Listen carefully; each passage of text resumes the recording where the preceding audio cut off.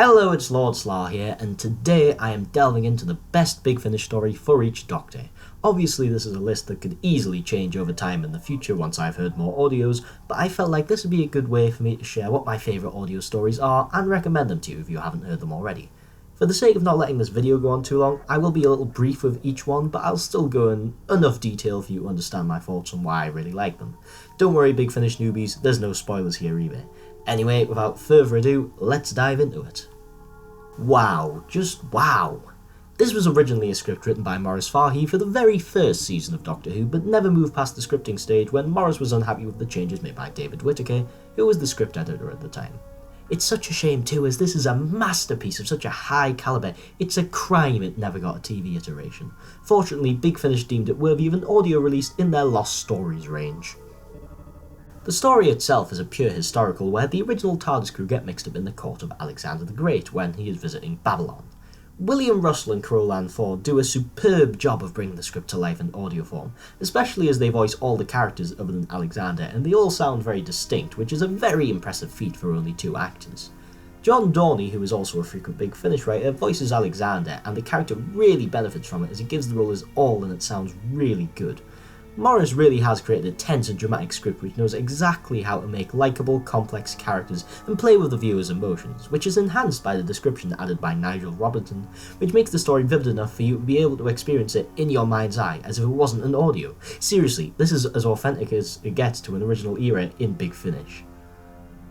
Overall, Farewell Great Macedon is a triumph for historical stories and one of the best bits of Doctor Who you'll ever experience due to its sheer excellence in writing. It's one that's very difficult to explain why it's so good, you just need to experience it for yourself. It's absolutely criminal it never reached the screen. I had a little more difficulty choosing this one, as while all the Troutons I've heard so far have been enjoyable, bar the story of extinction, none have really stood out other than this and the Black Hole. Maybe this will change once I've listened to more of his Doctor on audio, but for now, The Edge has to be my top pick. The Edge is a companion chronicle included as the finale of the second Doctor box set Volume 1, and it nicely juxtaposes the 3-hour monster of an episode that Macedon was by being short and sweet at only over an hour's runtime. The story is about a research station in an asteroid belt where this miracle substance called Ackerman has been discovered, which enhances the brain power of humans. Can I just preface this by saying how good of a story this is for Jamie? He's one of my favourite companions and he's extremely well explored here. You can see despite his outer macho confidence he tries to express, he feels really insecure, especially with the Doctor and Zoe who are so clever, it makes him feel a bit inferior. That's why it's a great moment to have him defeat the villains and rescue the clever people by using his sheer stupidity and irrationality. Seriously, this is Jamie at his best. If you're a fan of his, this is the audio for you. The structure of the story itself is very good. It has a nice slow build-up with a lot of mystery, followed by an incredibly tense part 2, which keeps you on the edge of your seat throughout. It knows exactly what to do and when, which makes an amazingly paced story. My only complaint would be that to make Jamie so good in this story, they kind of sacrifice having any other character be particularly memorable, which detracts slightly, especially if you're not a Jamie fan, but it's still a relatively minor point. Another very difficult one to choose, as what little third Doctor Big Finish stories we have are mostly exceptional. Despite how much I enjoyed The Prisoner of Culloden, I think it would be an injustice to give it to anything other than The Last Post. Liz Shaw is at her best here, well, other than in Inferno. You really get to know what the character is thinking, and even the relationship with her mother, who is a big part of this story, which I like, as it means the stakes of the story are on quite a personal level for Liz. This really adds to the tension. I won't spoil anything, but the whole scenario behind this story is geniusly crafted by James Goss, and it knows exactly when to pull the right punches, which makes the final confrontation with the computer all the better. The best part of this story is definitely the build-up, however, as things slowly unfold, and it's sheer magic to behold. The story is not just good in its own right, however, it's also a testament to Season 7, which is argued to be one of the greatest seasons in all of Doctor Who, and it helps tie it up with a neat little bow. The Silurians reference in particular adds that story so much from within the confines of this one without being fan-like, which is the hallmark of many great Big Finish stories. Overall, this story is a true labour of love and is masterfully written from start to finish. As somebody whose favourite season is Season 7, I happily welcome it as an addition to it. Oh, the Lost Stories range never lets you down. Well, most of the time anyway. So this is a story written by Robert Stewart Banks originally for Season 14 of Doctor Who, which is the last of what some fans perceive to be the Golden Age, although I personally consider it to end after 16. I'm not certain on this, but I do believe the script was not used for being way too similar to the talons of Wang Chiang, which is a darn shame as despite liking Talons, this story is way better and honestly is my favourite Tom Baker story of all time. It's great that it got released in audio form in the 4th Doctor Lost Stories box set. This story is amazing. It's got a slew of brilliant actors and characters with so many outstanding and rather dark moments it fully justifies the 6 episodes almost as much as Farewell Great Macedon does. This is one of those stories that never lets up from start to finish. It's an absolute breeze to sit through. The standout performance has to be Tom Baker. He's just as fun as he is on TV, and not to mention, there are some great performances from the side characters as well. It's really an episode that feels like it comes straight from that era of Doctor Who, and I'd probably put it in place of most of the stories from that period of the show, as it surpasses the quality of almost all of them. Seriously, this is a piece of Doctor Who that you can't afford to miss. Afford is really the problem, however, as to download this set costs £45 on the Big Finish website. It does come with a 4-part story as well called The Valley of Death, which is bloody amazing too, so hunt this down one if you can for a decent price, as it's simply a masterpiece. Despite loving this story, it is a little overrated, and I wanted to talk about other 5th Doctor's Big Finish gems such as Circular Time or The Creatures of Beauty, or even Psychodrome that not too many people talk about, but unfortunately I couldn't justify doing that as Spare Parts is just better. Mark Platt almost seamlessly captures the frigid world of Mondas with ease while simultaneously creating the closest we've had to a perfect Cybermen story that gets the often misunderstood cyborgs just right.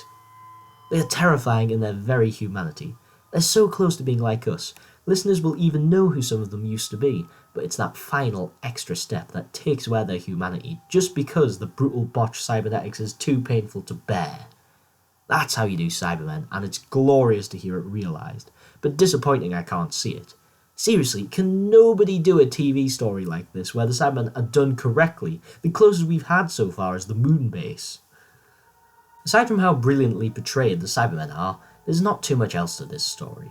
The characters are pretty good, but not outstanding, and the plot and the structure are sound, but again, nothing groundbreaking. I know these are minor nitpicks, but I think they highlight to all the story's hardcore fans that it's far from the best Big Finish has to offer, and other stories tick those boxes that Spare Parts doesn't. Still, a brilliant must-listen. Choosing this one was easy. Very painful, but easy. I mean, there's so many good Colin Baker audios, it's almost unfathomable.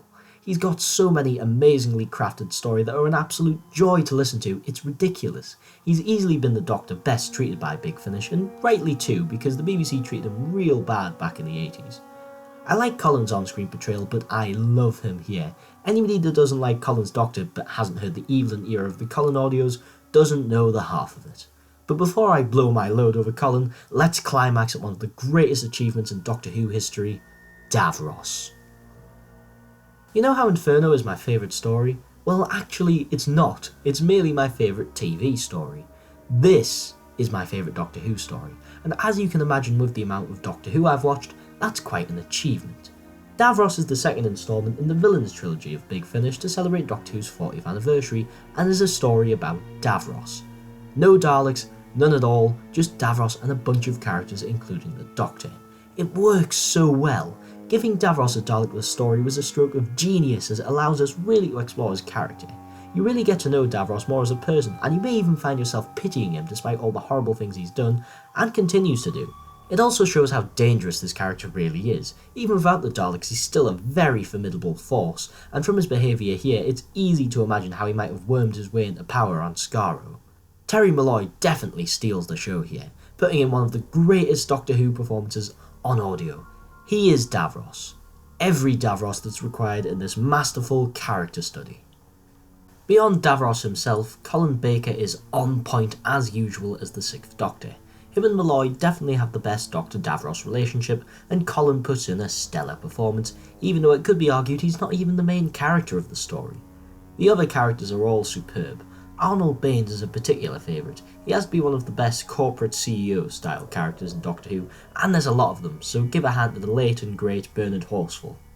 Wendy Padbury is brilliant as Mrs. Baines as well, yes, that's the person who plays Zoe, conveying yet another believable character who has some great interaction with Davros. The idea of having a Dalek apologist was quite an interesting one, and certainly a good thing to include in a story about Davros. Much like the Nazis who inspired the nation to create them, not everybody will hate the Daleks, which is chilling. The incidental music in this story is very low-key and subtle, but it works in conjunction with the atmosphere so well, enhancing it even further. Unfortunately, most Big Finish scores aren't very memorable, but there's a few like this one here which really stand out. Easily the best scene of the story has to be when Davros is describing what it was like to be in his prison between destiny and resurrection of the Daleks. It's just so intense for some reason, it's almost unbearable, but in a good way. The pain he went through really means something to the listener, and it's 90% because of Terry Malloy's delivery of the lines. The flashback scenes with him and Sean are damn good too, and are really meaningful within the context of the story, not to mention sad. Overall, not a moment is wasted in this masterpiece of Doctor Who. Anybody who dares call themselves a fan has a duty to fork out the mere £2.99 the Big Finish website demands for a downloadable copy. Just do it now, you won't regret it for a moment. The Villains trilogy strikes again, producing yet another masterpiece. While it may not be Davros levels of good, it's unfair to expect anything to be. Just like Davros, this is a character study of a villain, and in this case, it's the Master who takes the hot seat. Jeffrey Beavers proves he is the Master in this audio. If he was as good on TV as he was here, he'd easily be my favourite Master. His voice is so smooth and evil, you can't help but be mesmerised by it, as you should be with the Master. It's an outstanding portrayal. The plot itself is about John Smith, who has been abandoned in a human village with no memory. Sound familiar? I have no doubt this book took some cues from human nature, but it really takes a number of different turns from the novel. This really gives the Master a chance to live out a normal life, and he's such a nice guy as John Smith, which makes it all the more heartbreaking when his 10 years the normal man comes to an end. It really kills me inside. This story also contains the reason why the Master is like how he is, and it's a much more clever and emotional explanation than the boring drums one that New Who gave, which I don't buy at all. This is a story for fans of the Master. You really get to get under his skin, and it's breathtaking. The other characters here are brilliant as well. McCoy for once is on point, which is great as he often isn't that good in the audios. The other three characters are played very well too. Due to the limited cast, you really get to know everyone, which leads to a set of very well developed and interesting characters. The structure of the story itself is sort of in the style of a murder mystery, even though the murders took place before they all came to the house. It's really well done, and it's yet another reveal in the story that will shock you. Overall, this is yet another brilliant story, with Big Finish understanding a villain better than any of the TV stories ever came close to achieving, and again, it's a must listen. It's really close between this and Chimes, so please don't kill me, Chimes fans. So I've been really enjoying the 8th Doctor audios thus far, and do bear in mind I'm only up to Scaredy Cat, so I've still got plenty of great ones to go, but so far this has been the highlight. I do have to give the Chimes of Midnight a shout out, however, as it's a brilliant piece of Doctor Who and a much better Christmas special by light years than any of the pathetic attempts New Who has spat out. However, I'm not really sure why I like Scherzo more. It's kind of infected my mind in a way, I suppose. It's no secret that I really like trippy and bizarre things in general, whether it be a TV show, a film, or music. I'm just really strange, hence I get some kind of perverse kick out of it. Scherzo has this in abundance. To say this is a deviation from how Doctor Who is usually done is an understatement in the extreme. It's a very odd piece of fiction which explores themes like love and evolution in the strangest of ways. It's a beautiful piece nonetheless, and I like what it does. Robert Sherman wrote it on his honeymoon, which probably explains the very odd emotions within the story, which he gets the listener to feel. It's almost indescribable, and I don't know how I'm even going to attempt it. If you really like oddball and meaningful bits of Doctor Who, then once you've listened to the EDAs preceding this, otherwise it'll make absolutely no sense, check out Scherzo. I have not heard any War Doctor or 10th Doctor audios yet, so I'm afraid this is the end of the video. I really need to do more Big Finish reviews as there's so many stories that have gone unmentioned, and it'd be an injustice to not pursue the topic of Big Finish any further. I hope you enjoyed this video, and feel free to make your own lists in the comments, and also suggest Big Finish videos that I should do in the future. And that's it for now, and I'll see you all back next time in another video.